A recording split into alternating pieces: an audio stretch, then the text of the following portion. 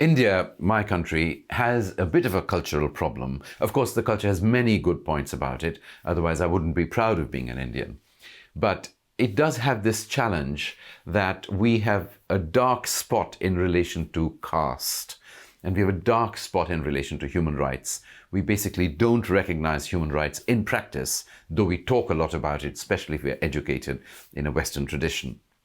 And so there's been a bit of a tension in the country between modernist, progressivist forces who have wanted to take the whole culture with them forward into the modern world and institute practices which are basically about liberty, equality, and fraternity.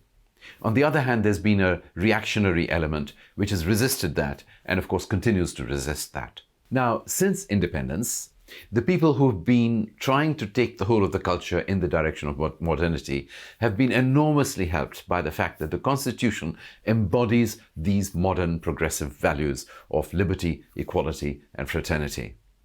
But of course, the reaction against this, particularly in the last few years, has been quite strong. And so we have seen the playing out in the country of that basically kind of civil war, two different kinds of attitudes, two different sets of values. One focusing on taking the country towards modernity, independence, internationalism, and so on, and the other focusing on trying to keep the culture where it is and continuing to discriminate against the people who are lower down, outcasts or people who are not very high up in the caste system. Now, my wife, Philippa, went to be with God almost exactly a year ago.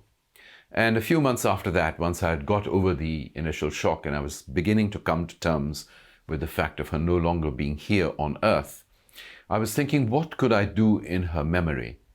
And then it came back to me that she had started a publishing house many years ago, which for various reasons she could not continue, mostly to do with domestic pressures.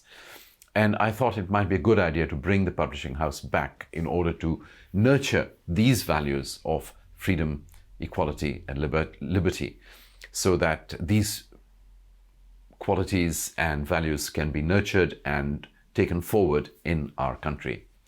And so I've started Pippa Rann Books, which was the name of the publishing house she had started. And Pippa Rann Books will focus on taking these values forward. I'm glad to say I've already been able to sign up my first book. And this is a book by a very senior Indian bureaucrat, a man called Abhay Shukla. And Abhay Shukla's book should be out fairly soon. And the second book, which has been agreed in principle, is a very interesting comparison, just a straight comparison of the teachings of the Gita and the teachings of Jesus, or the teachings of the New Testament. And Paul Sudhakar Menon, the man who's written the book, simply puts the two sets of teachings side by side and doesn't say one is better, one is worse, or which we should believe or not believe, but he clarifies the difference between the teachings of the Gita and the teachings of Jesus, which I thought is very interesting. And the third book, which is already in progress, is a book reflecting on the history of Indian education over 200 years. What can we learn from the history of education, from the beginnings of modern education in India for 200 years? So that's just the first three books. It may be that you are a writer, and it may be that you would like to send in your manuscript. And if your manuscript supports these values of freedom, liberty, equality, and fraternity, then of course we're very interested in considering your manuscript for publication.